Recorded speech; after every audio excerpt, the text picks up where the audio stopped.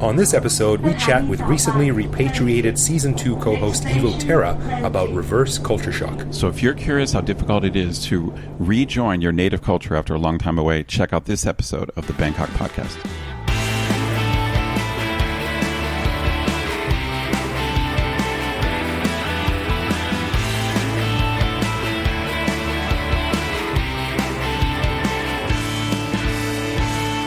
Sawadee krap, and welcome to the Bangkok Podcast. My name is Greg Jorgensen, a guy who left Kanakistan in 2001 for a short trip and never got around to going back.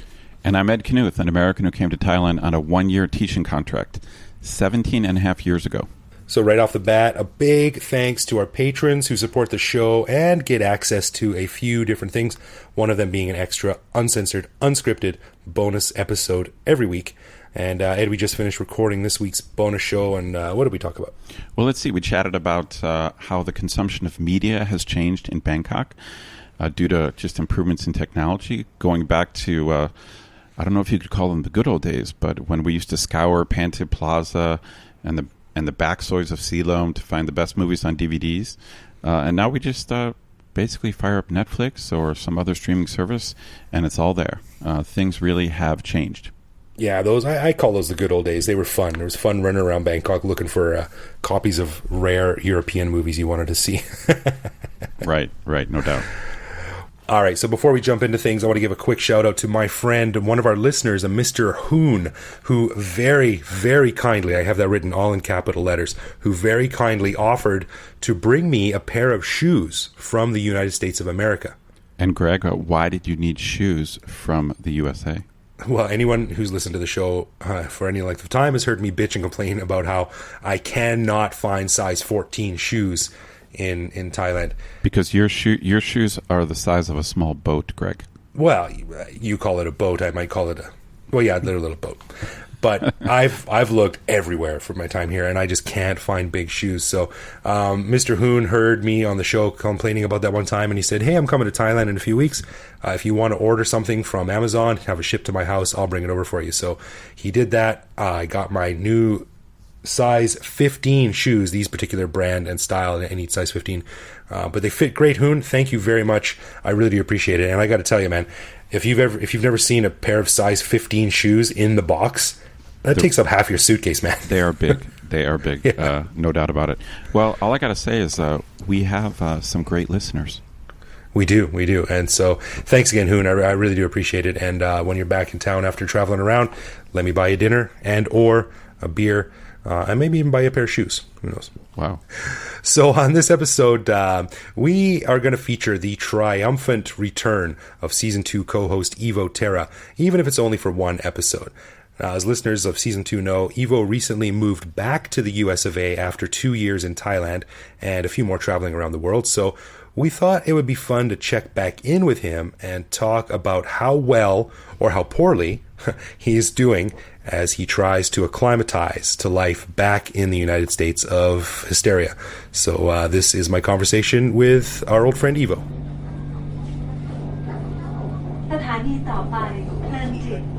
Next station, Plenty. Well, Evo Terra, you've been gone for a few months now. Welcome back to the show that you helped resurrect. Good to have you back, my friend. Thanks. Has it really been a couple of months? God, it has. It's been like 2.5 months since I was in Thailand, wasn't it? Yeah, this is show 10, I believe. 9, 10, I can't remember. We recorded these a few weeks in advance, so it's hard to keep track. Right. But yeah, at least a couple of months. That's 2.5 months right there. Well, hi. Welcome back to me. Welcome to Evo. That's the lowest selling Lonely Planet book in the entire library. Well, how you doing, my friend? You're back in the United States. Are you doing okay? Are you waking up every morning and happy to be there? I am definitely doing very good. I am back in the recently made great again America, and here we are, back to the way things were for the listeners who may remember this one. So this is I'm home, even though I don't really have a home, but you may recall that a few months ago when we announced that I was moving back to America, I have made that transition back to my old last hometown of Phoenix, Arizona, where I had spent the 17 years prior to my world travels that eventually wound me up as an expat in Bangkok. But thanks to my grown son's inability to put on a condom, we are now back in America. We'll just leave it at that. Phoenix, Arizona. Now, I've never been south of Spokane, Washington, which is further north than most people have been. But what's the temperature there right now? It's almost the same as Spokane, Washington, or at least the oven that people have in Spokane, Washington. It's already 40. We've already seen 40C, I think. Because Really? see, here's the problem. They don't translate the numbers into Celsius here. So I've been 2.5 years living abroad, living mostly in places other than America, and I'd totally switched over to the Celsius lifestyle. As you should. But in America, that's a no-no. So I know the temperature got to 105 degrees recently. That's so like 44. I think it's 40. I think 140 are the same number. I think they're about that number. Oh, okay. So I know we've seen that. It's been mostly 30s, like low 30s. But because we're in Arizona, there's no humidity to speak of except in my house. I bought a humidifier that's rated for about let's say a 270 square meter home, and I'm in probably 90. So it's nice and wet in my place. Well, it's just like you never left Thailand. Exactly. Except it rarely gets above 24 in my house because my lovely wife Sheila D would prefer it to be Arctic temperature with a Thailand style humidity, which is what we're going for. I bestow her honorary Canadian citizenship.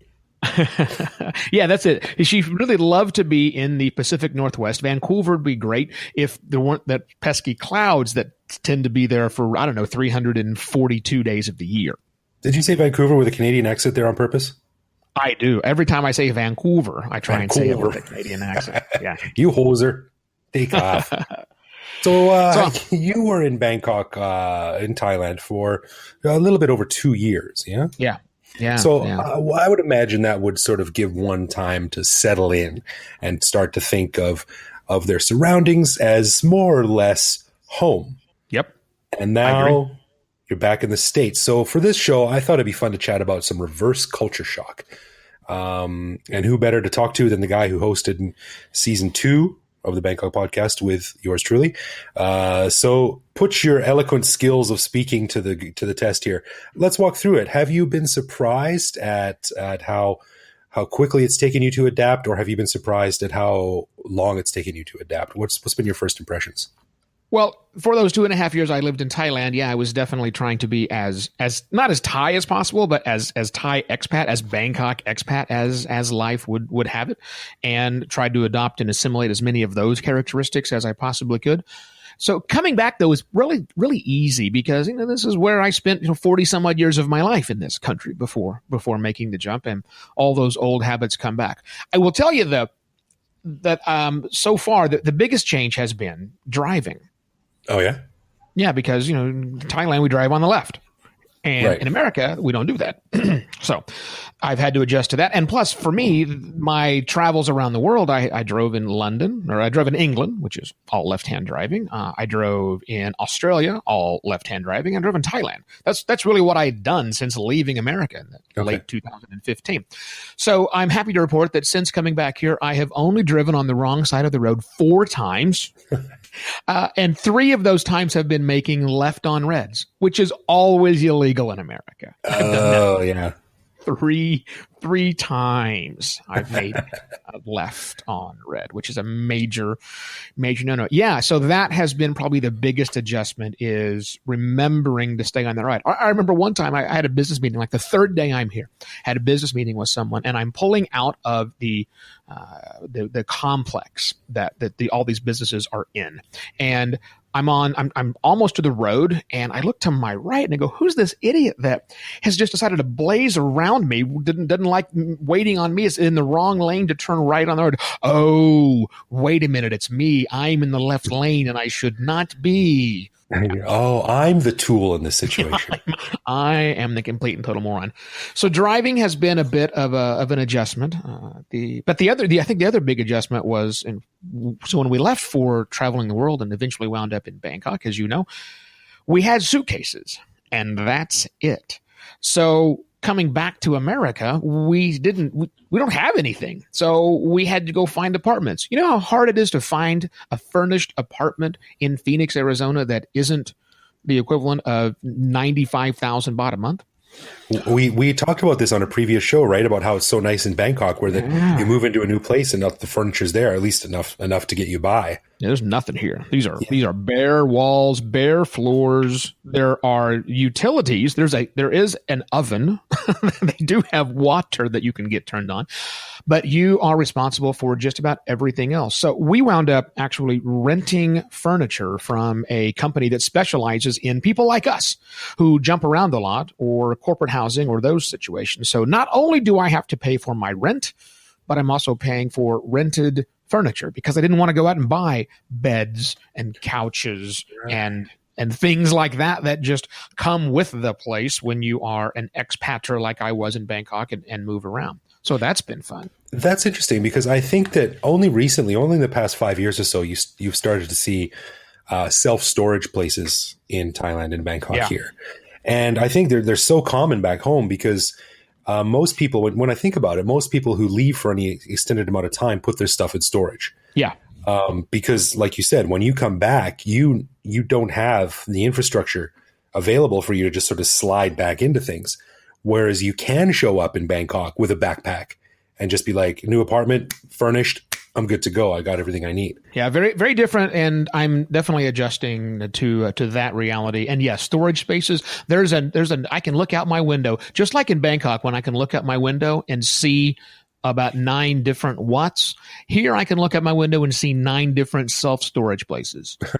The Church of the American Midwest. Exactly right. That is it here. Yeah. Also out my window. So you'll recall, Greg, and some of our listeners as well, I had that gorgeous view of the Chao Phraya River from both sides of the condo that we had right there, not far from your place.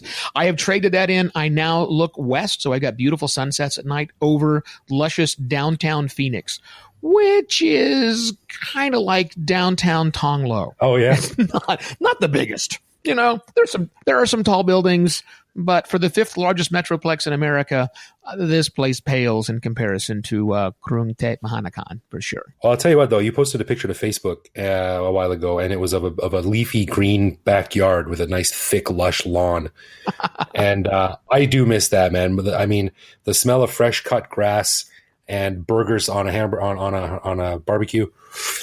Man, that's just into my DNA. You know, I start smelling that and I start wanting to go home pretty bad. So, yeah, I don't have that, but my kid does. So when we drive down to his place, he's got the luscious backyard that he has to mow and the grill that he has to clean. Me, I've got a condo. I've got pretty much my same setup I had in Bangkok all over again here in Phoenix. Well, he only has to wait 8 or 10 years, and then his kids can start doing it for him. Exactly. Or they come up here and work for me and do stuff. The other big thing I've done here is we had to restock our kitchen because kitchens don't come stocked either, which they typically don't in Bangkok either. But I had to go out and buy all new stuff. So part of that running is not only to get the things that you need, you know, the pots and the pans and the silverware. Why do we still not make silverware simple? I need 3 things, man. I need butter knives, I need forks, and I need spoons. Now, for those of you who are listening in Thailand, we have these things called butter knives, which you don't know what that is. But we do. We have those things. But I don't need 3 different sizes of spoons or multiple sizes of forks. I need those 3 things. That's it. You know, that's impossible to find. A company that just sells the 3 things that you actually do. Anyhow, but beyond that, we had to go buy food. And I'm telling you, Greg, normally when I lived in Bangkok, I bought a lot of food online. Tesco, Lotus, online is how I bought food in Bangkok. Because I didn't have a car. And you and I, when we lived the place you live is a food desert as far as those of us who like Western food goes, who want to shop at a regular Western store. I mean, yeah, there's plenty of little places down the street that will supply you with a variety of things, but no big grocery store. So you either drive to them 5 kilometers or you have them delivered. And ordering groceries online in Tesco was about a 5-10 minute experience. Yeah. In America, the first time I ordered, I learned an hour and a half ordering food online. and still didn't get everything that I wanted. Not because it takes a long time, but because I could recognize everything. And so I went through every single line item, line by line, determining if I need it or not. Right. So whereas you're browsing through Big C and you're like, don't know what that is. Don't know. No idea. That's in Thai. Can't even read that. What the hell's that? Nope. Yeah. Produce section. Like, okay, there's 3 things I recognize. Done. That's out now. Right. You're like bumpy cucumbers. Nope. Weird bean things. Nope. No earthly idea how to do that. But here's like, oh, I know all of this stuff. Right. So groceries have been fun. But what I don't have is most of those foods that I grew up, well, not necessarily grew up, but I grew to love when I was in Bangkok. So I went to an Asian market, you will be surprised, and loaded up on the Thai foods and the spices. And guess what I bought? A gigantic bottle of this amazing brown elixir. Ugh. I know what you're going to say. Yeah. Fish sauce. You bought fish sauce. You disgust me.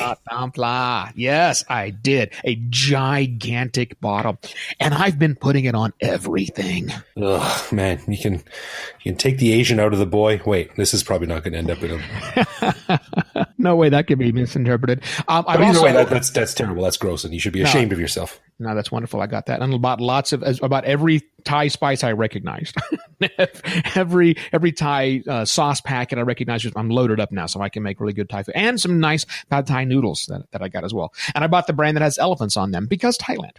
Have you managed to speak Thai with anyone? I wound up chatting my 5th day here. I went to go buy donuts one morning, and I don't know why, but in America, donut shops are ran by Asian families. Have you noticed that? I don't know. I don't know how often you go to a donut shop when you're in the North American. But here they are typically, and I'm not talking Krispy Kremes or Dunkin' Donuts. No. Those are terrible. Those aren't real donuts. I'm talking about a nice local donut shop that makes a great donut. Almost always ran by an Asian family. Okay. As it was when I went to the one by my son's house, walked in, people that are there are clearly Asian working. Couldn't really tell which particular style, which particular, ethnicity they came from. But they sold Thai tea. So I asked the lady behind the counter if she was Thai, and she said yes. So I said, Sawadee Kap. And then she went, huh? And then she said, no, sorry, she's actually Cambodian.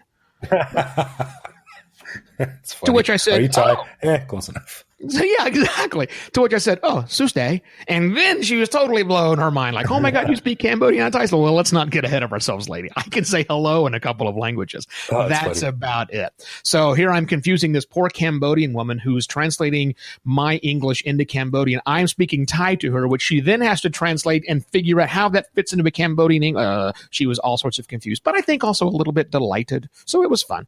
So a little bit of Thai I've spoken, yeah. Well, I was looking around on the internet here about reverse culture shock, and I came across some interesting points. 9 points from Craig Storty's book, The Art of Coming Home. And he said he puts these forward as key variables that affect re-entry stress. No. So I want to go over them real quickly here and bounce them off you and see what you think. Sure. So the first one is voluntary versus involuntary reentry, and involuntary is worse. So this was involuntary as far as I know, right? Yeah, well, it's that weird thing. It's not like they escorted me out. The boys in brown didn't come grab me and take me to the airport. So it's not that. I mean, it was somewhat voluntary, but nonetheless, I would not have done it if I had not been kind of forced to. So yes, let's go involuntary. Yeah, okay. And the second one is expected versus unexpected entry. Unexpected is harder. Yeah, I agree. Even though I knew it was coming, nonetheless. Yeah, but I mean, you didn't know it was coming until the news broke, so it's not like you had planned more than a few months ahead. Yeah, that's true. Yeah. Age, re-entry may be easier for older people who have been through more life transitions. That explains it right there, because I am soon to be officially mid-lifed. So, it was much easier for me probably. Yeah. You've traveled all over the place for most of your life. Well, not most of your life, but certainly a lot in the past, chunk of it. So yeah, good portion. This ain't your first rodeo, so to speak. No. Previous reentry experience, you've had plenty of that. First time is worse, but this is not your first time. Yeah, and I didn't get hassled this time by the American immigration guy asking me, as he did last time, what's the purpose of your visit? What?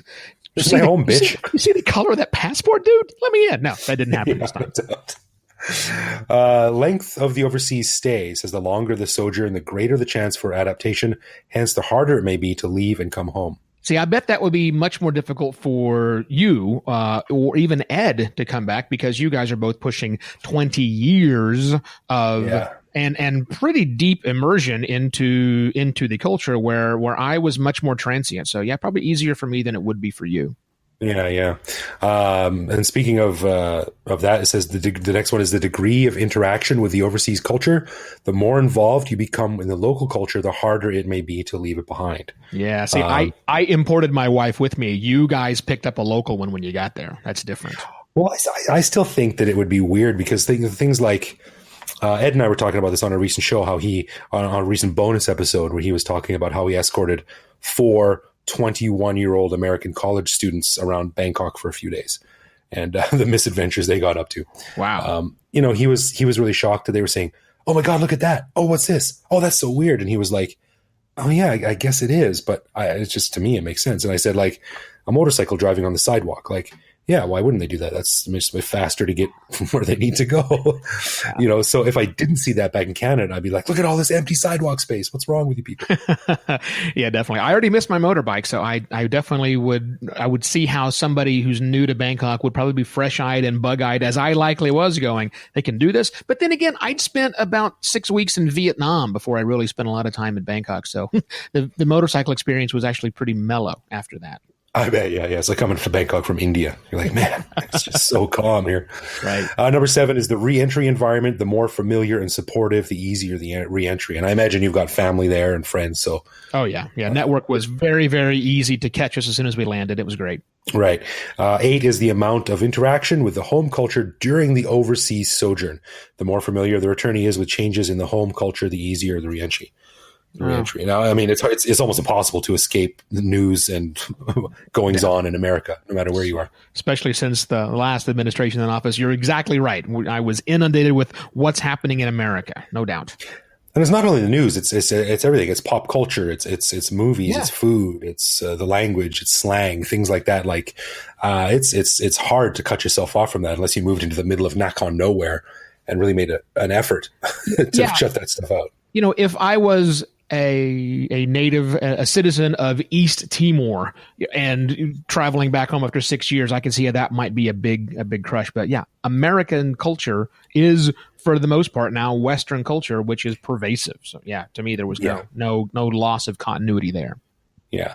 And the last one is the degree of difference between the overseas and the home culture. The greater the difference, the harder the reentry. So what are the similarities, have you noticed? Is there anything that stands out? Well, of all places you could live in Thailand, Bangkok is fairly Western, especially in the circles that I traveled in, even though not necessarily the neighborhood I traveled in. So yeah, it was hard to escape Western culture these days, even though there's lots of things that are different between here and there. There's a different level of religion here, where in Thailand it's just part of everyday culture. As I mentioned, there's 9 different Wats I could see from my condo. Here it's not the same way. I mean, there are churches, but there are lots of different ones, and the religion is just, I don't know, it's just different. The religion is kind of monolithic in Bangkok. It is one.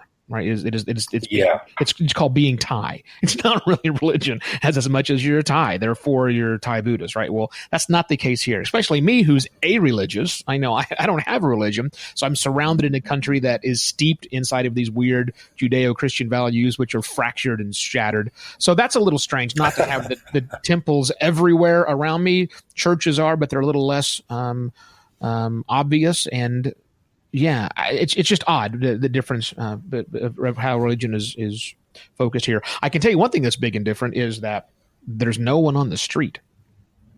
Like the streets are empty.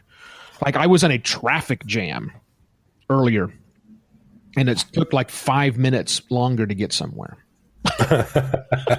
5 minutes slow down is a traffic jam. That's an insult to the phrase traffic jam. Oh my God. Yeah. I forgot how nice and wide and open things are here. So yeah, that's a big difference too. Have you found it strange that you're be standing around in a store or on the sidewalk or something and you can understand what people around you are talking about? Every place I go, I have to train my brain to stop listening to everyone else. That's what I imagine. I imagine it would be like being Superman. You could just hear everything and you have to block it out. And it's just like whichever Superman it was where they finally went down that rabbit hole and discovered how horrible that would be for someone. That's exactly what it's like. You just have to shut down the conversations around you because everyone speaks the same language that you speak. That's so weird. So weird. Yeah, that would be weird. Although the weird thing is, in my neighborhood now, I have a huge amount of Mandarin speakers in this area and also all around Phoenix. I'm running into people who speak Mandarin all the time. Now, maybe that's because I've been, seeking out maybe subconsciously, Asian cultures around me, and I'm becoming more noticed. And if there's one that's here more than anywhere, it's Mandarin. But there's like 12 ladies here in the condo that I live that speak Mandarin. There's a training center for Montessori schools. I guess Montessori schools are huge in Asia, and they're importing them or they're sending them over here for some training. So the manager of my condo speaks Mandarin. So I tell him ni hao every morning, which is the grand total of all the Mandarin that I speak. It's great. You're going to be, causing double takes in 3 different languages, and then that's it. Yeah, you have to explain yourself out of them. I'm like those annoying 4-year-old kids that just only learn how to say hello and just say it nonstop when they see somebody who's white. Yeah, that's me. I'm just doing it for Asian people. Just saying hello. Oh man! So then, what are your plans? Are you like any long-term plans of how long are you going to stay there? Like 5 years, forever? What are you thinking? The kid is not yet here. She shall arrive at the end of January when our grandbaby will be here. But we have 3 beta grandkids, or I guess we're being beta grandparents now because my son's girlfriend came equipped with 3 of her own already. So we've been adapting to those lifestyles. But, when a grandchild is there, that we want to be here for the formative years. So, I can't imagine we're going anywhere for the first 5 or 6 years until the kid gets, a little bit older. And then there's all the fun stuff, once they get past that terrible age where your son is. When they get in the school age, it's kind of fun. And then we'll probably take off by the time the teenagers gets here because I don't have to go through that again ever. Right. So, if it weren't for the kid and the anchor, no offense meant to the unborn baby. Yeah. Do you think you could settle back nicely into American culture after traveling for so long? I could. I wouldn't want to though, because there's still more of the wide world to see.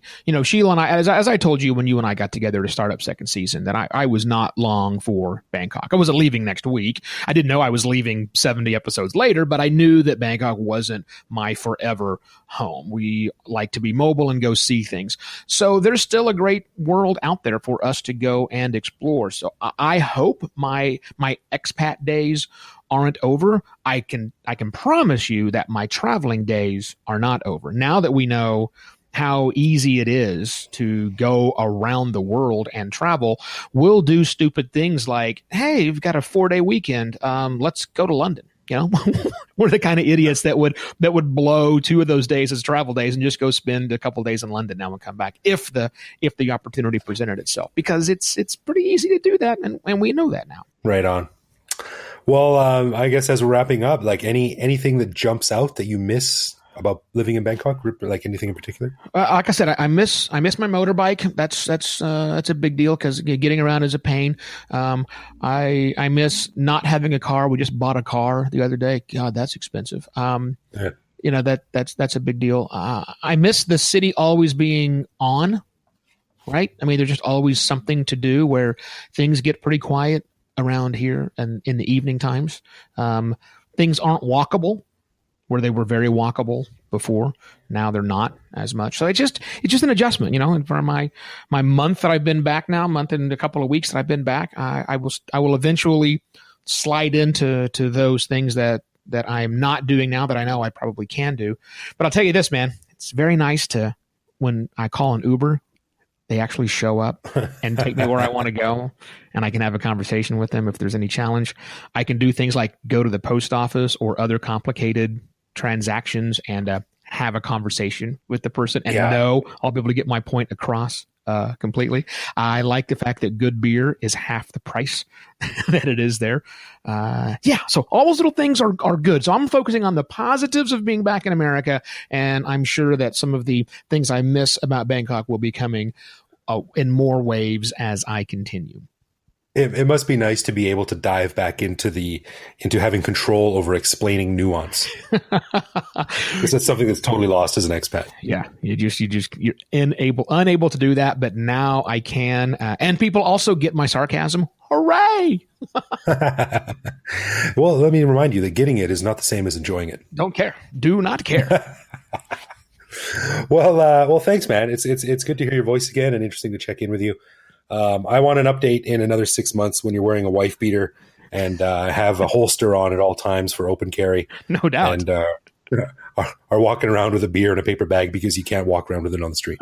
I promise to check back in. Thanks very much again, man, for having me on the program. And hey, listen, I've been listening to the show. I really enjoy what you and Ed are doing. I think you guys are doing some nice deep dives into conversations. You're not off on weird tangents as I tend to take down. So that's good. I definitely appreciate it. So keep up the good work. So you keep me connected to my old home in the City of Angels. Cool, man. Thanks. Well, we're standing on the shoulders of giants. So have a good time. Take it easy. Enjoy yourself. Stay safe, and we will talk soon. Thanks, buddy. Cheers. สถานีต่อไปเพลินจิต Next station เพลินจิต Always good to have Evo back on the show. No doubt. Interesting dude. Yeah. So, Ed, would you ever be scared of moving back home? Yeah, I think I would. You know, I think I've mentioned this before on one of the first times I was on the podcast, but I was a little bit disappointed by the lack of culture shock I experienced coming to Thailand. It was a little bit underwhelming. And so I've often thought it might be harder to go back the other way than it was to come here. Yeah, I might agree with that. And I've written about this on my blog before too. And I think the longer we're over here, the longer you're out of your home native country, the more things change. And like what I think of Canada is not Canada anymore. Right. Like when I go back, I will be expecting a picture of Canada that's sort of frozen in time, and that's not what it is. So that kind of scares me if I ever went back. You know, a perfect example of that is I'm from Cleveland, Ohio, and about 3 years ago, my sister was just talking about Cleveland, and she said something like, "Oh, and then we went to the casino." And I was like, "What are you talking about?" And she's like, "Oh, we went to the casino." I'm like, "Where? Like on the Indian reservation?" And she was like, "No, we have a casino in Cleveland now." What do you mean we have a casino in Cleveland? And she's like, "Oh yeah, they legalized it like last year." I'm like, "What are you talking about?" And it's real. There's a casino in my hometown now in Cleveland, Ohio. That's nuts. It's crazy. Wow, that's crazy. Things do change. All right, so this is the point of the show where we usually do love, loathe, or leave. But I wanted to try a new segment this week and see how it goes. It might suck, it might flop, but we're going to give it a shot. So Ed, what do you think about some word association? What do I got to do? Well, I'm going to surprise you with 3 words that relate to Bangkok or phrases that relate to Bangkok. And you have to tell us the first thing that pops into your head. Okay, this could be dangerous. Well, they're not going to be anything. I'm not going to say like the name of the prime minister or anything, so don't worry about that. But so the good thing about this is that our listeners can kind of play along too, seeing how close they get to your answers. So I'm going to give you 3 terms, and you give me the answers right away. And then once we're done, we're going to discuss them. All right, I'll do my best. So let's see how it goes. Okay, you ready? Okay. All right, first one. Sukhumvit. Bad smell. Taxis. Shitty. Fish sauce. Horrible. So wait a minute. So my three words are bad smell, shitty, and horrible. It makes it sound like my subconscious is like filled with all kinds of dark, negative things. But I detest fish sauce. I detest it. I do too. And Evo and I used to talk about it too. He loves it. He puts it on popcorn. The sick bastard. That's crazy. I detest fish sauce. It's gross. It's from the devil. Let me explain my negativity, because I really don't think I'm that negative of a person. You're not. I don't know why. I don't know why this popped into my head, because I have a lot of associations with Sukhumvit. But as soon as you said Sukhumvit, I remembered my first impression, which was that it smelled bad and I couldn't breathe, and I thought there was too much exhaust, and I never figured out. So that bad smell went away after a while, and I never understood if it was that the smell had gotten better or that I had just gotten used to it. You know, it's like I was getting paranoid. Like, maybe it still smells horrible, but now I'm just used to the horrible. Yeah, I don't know. Maybe the air around Sukhumvit is better than it was before. It's certainly not good. Well, I would definitely agree with you with a shitty one for taxis after the week I've had. If you follow me on Twitter, listeners, you know that I literally had a taxi driver kick me and my wife and my son out on the on-ramp to a bridge other day on the way to his school. It made me so mad. That's never happened to me. I'm kind of a defender of Thai taxi drivers. I mean, I can't defend what happened to you. And I think the word shitty popped in my head because that's the reputation of Thai taxis. That they're shitty. Very much so, yeah. But the odd thing is, I'm like somewhat a defender of them and don't think they're as bad as people think until I've heard your stories. Like your stories seem to back up the general the general opinion. And we didn't even do anything. It's not like I started a fight with a guy. He just didn't like the traffic. He said it was too much traffic, and then he said, "Oh, I have an upset stomach. Oh, you have to get out." Really, with your wife and son? Yeah, and then we had to walk back down. And then get in go on another road and find another taxi. Oh, that's horrible. The thing was, this guy was so dumb, he was still sitting there. Like, there's nowhere to go. Yeah, right. He couldn't just get off the road. Maybe I've just been lucky. I mean, I've had some bad experiences in taxis. I don't know. Maybe I've just gotten lucky. I still think they're relatively cheap, and they usually get me where I'm going. Without a problem, usually. Yeah, I got into this with a guy on Twitter, and I was bitching about the taxi rides on Twitter, and he said, go some other place where you won't even be able to afford to ride in them. He said the prices are great, and the cars are usually pretty good. And I said the prices aren't, and the cars aren't the problem. I'm even for a price increase. I said the problem is the unpredictability and the often rudeness of the drivers. That's a big issue. It's definitely unpredictable, and I have had some rude drivers, no doubt about that. Yeah. So it's weird. What else was the thing? Oh, fish sauce. Yeah, so fish sauce, the funny thing is I've just never, even when I was eating meat, I never liked fish sauce. Like, it's rotten. It's literally rotten fish. It's rotten fish juice. That's what it is. It's rotten fish. I can't think of a more awful thing. It's like the last thing you should be eating. Fish sauce, it's like the effluvium coming out of the back of like a garbage truck. It's like the garbage water. It's horrible. It's so gross. It really is. So yeah, so I can justify the word horrible after fish sauce.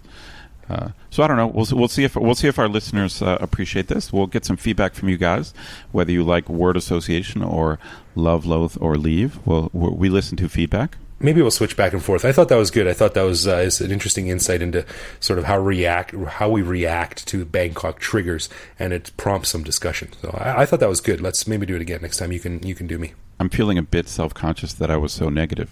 Maybe I should have chose words like honey, right, and perfume of the girl in the BTS or something like that. Okay, well, before we wrap it up, I'd like to give a special thanks to all of our patrons who are listening now. As everyone knows, we don't run ads or have sponsors for the show, so we really, really, really do appreciate the support we get from our patrons. And if you want to get in touch with us, we are at Bangkok Podcast on Facebook and Twitter, or you can send us a message through the contact form on bangkokpodcast.com. We're really good at replying to all of our messages, so drop us a line and let us know what's on your mind. Right, and you can also find us online, the app Line, not online, although you can also find us online. But online, we post each episode and carry on conversations with our listeners if they do pop up. And you can also reach out to me directly on Twitter, where I am BKK Greg. So thank you for listening, folks. We appreciate it, and we will see you next week. No doubt.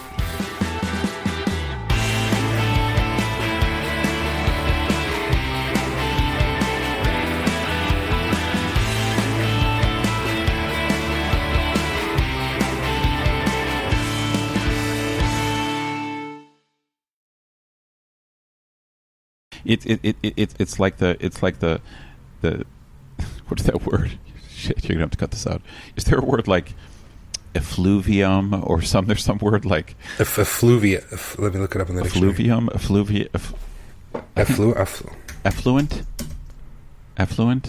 Effluvium. Where's Englander when you need him?